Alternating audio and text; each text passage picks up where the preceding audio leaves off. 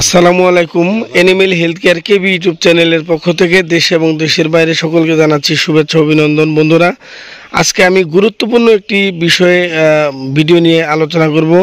যারা মোটা তাজা করার সার পালন করেন, যারা গরু মোটা তাজা করেন বা বিভিন্ন অসতর্কতার কারণে কিছু কিছু ভুলের কারণে গরুর ক্ষতি হয়ে যায়, সেই বিষয়ে আমি আলোচনা করব।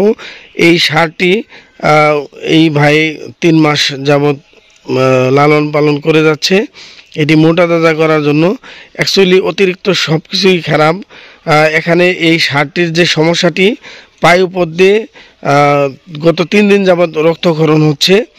পায়খানার সাথে পায়খানা হয় এবং পায়খানার পরে তাজা রক্ত, একদম ফোঁটা ফোঁটা করে তাজা রক্ত, প্রচুর পরিমাণ রক্ত ক্ষরণ হয় গত 3 দিন যাবৎ। তো এই সারটি কি সমস্যা, কি রোগ, কি চিকিৎসা দেওয়া হয়েছে, আমি এই বিষয়ে আলোচনা করব। তার আগে আমি খামারিদের একটু সতর্ক করি, সেটা হচ্ছে সার মোটা তাজা করার ক্ষেত্রে অতি স্বাভাবিক খাবার খাওয়াইতে হবে। দেশীয় দানাদার খাবার, ভুট্টা ভাঙ্গা, ভুসি, ধানের কুড়া, এই সমস্ত খাবার খাওয়াইলেই এনাফ।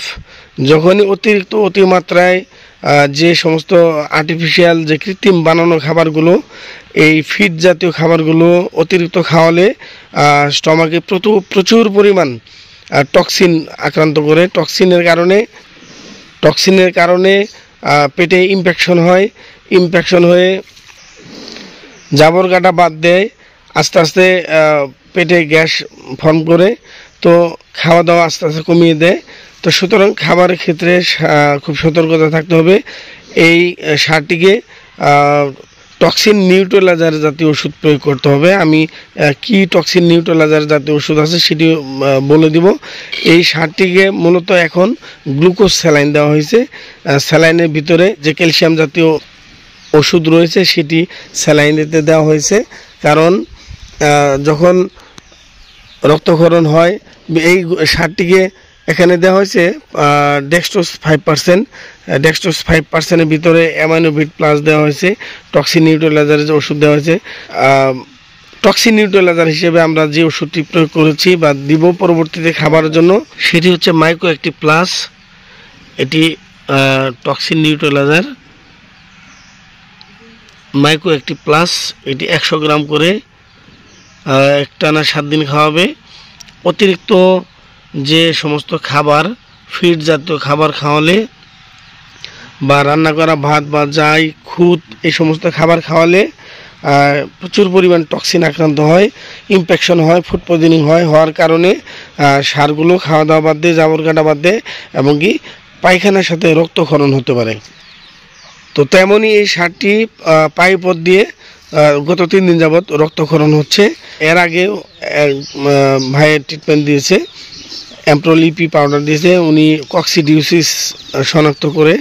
অ্যাকচুয়ালি কক্সিডিউসিস বলতে আমরা রক্ত আমাশা বলি, এই সারটি কিন্তু রক্ত আমাশা না, এটি হচ্ছে ইনফেকশনের কারণে দানাদার খাবার, যে সমস্ত ফিড, অতিরিক্ত ফিডের কারণে, দীর্ঘমেয়াদী ফিড খাওয়ানোর কারণে স্টমাকে অ্যাসিড হয়ে সেই স্টমাকের যে ওয়ালে আস্তে আস্তে ইনফেকশন হয়ে, বা যে ওয়ালের যে প্রলেপ থাকে, প্রলেপ উঠে, রেকটামের যে প্রলেপগুলো, এই সমস্ত প্রলেপ নরম হয়ে আস্তে আস্তে খোসা উঠে পড়ে।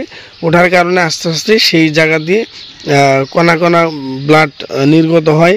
অনেক সময় কিডনিতেই সমস্যা বেশি হয় অতিরিক্ত ফিড খাওয়ালে। গরুর যদি স্টেরয়েড জাতীয়, কারণ অনেক ফিডেই স্টেরয়েড দেয়া থাকে আমি মনে করি বা যতটুকু বুঝি।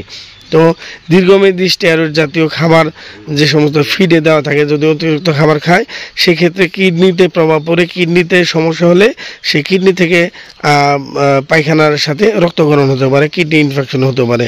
বিষয়টি এরকম। তো আমি যেটা ভেবেছি বা নির্ণয় করেছি, এটি হচ্ছে প্রচুর পরিমাণ টক্সিন আক্রান্ত হয়েছে। এই টক্সিন নিউট্রালাইজার হিসেবে আমি মাইক্রো অ্যাক্টিভ প্লাস দিয়েছি। আর এখানে দেওয়া হবে রুমিলেটর, সাথে দেওয়া হবে সিমিথিকন ডিল অয়েল জাতীয় যে সমস্ত সিরাপ রয়েছে সেটিও দেওয়া হবে।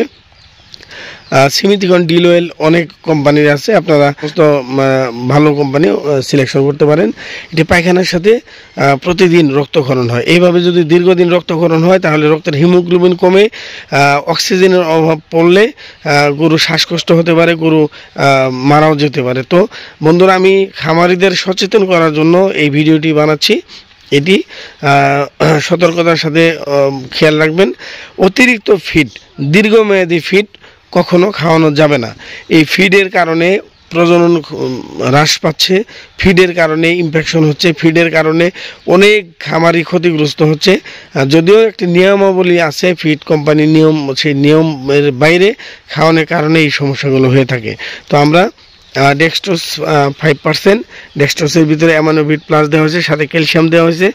ক্যালসিয়াম অনেকে ভাবতে পারেন ক্যালসিয়াম তো স্বাস্থ্য বা মোটা তাজার জন্য, অ্যাকচুয়ালি তা না। ক্যালসিয়াম বিভিন্ন কারণে লাগে, বিভিন্ন কাজে লাগে। মিল্ক ফিভারে লাগে ক্যালসিয়াম, রক্তে যদি প্রচুর পরিমাণ অভাব দেখা দেয় সেক্ষেত্রেও লাগে। তো আমরা সতর্কতার সাথে আবারও বলছি যে আপনারা দীর্ঘমেয়াদী ফিড খাওয়াবেন না। আর অতিরিক্ত ফিড খাওয়ালে সমস্যা। তবে দেশীয় খাবার, কাঁচা ঘাস, শুকনা খের কুচি কুচি করে কেটে চিড়া গুড়ের সাথে মিশিয়ে খাওয়াতে পারেন। ধানের কোড়া, ভুট্টা ভাঙ্গা, গমের ভুসি, এই সমস্ত খাবারগুলো খাওয়ালেই, স্বাভাবিক খাবারগুলো খাওয়ালেই ইনশাল্লাহ সার ভালো থাকবে, গরু মোটা তাজা থাকবে। তবে অতিরিক্ত কোনো কিছুই ভালো না। তো আল্লাহ হাফেজ, আজকে এই পর্যন্তই। সকলকে ধন্যবাদ। আসসালামু আলাইকুম।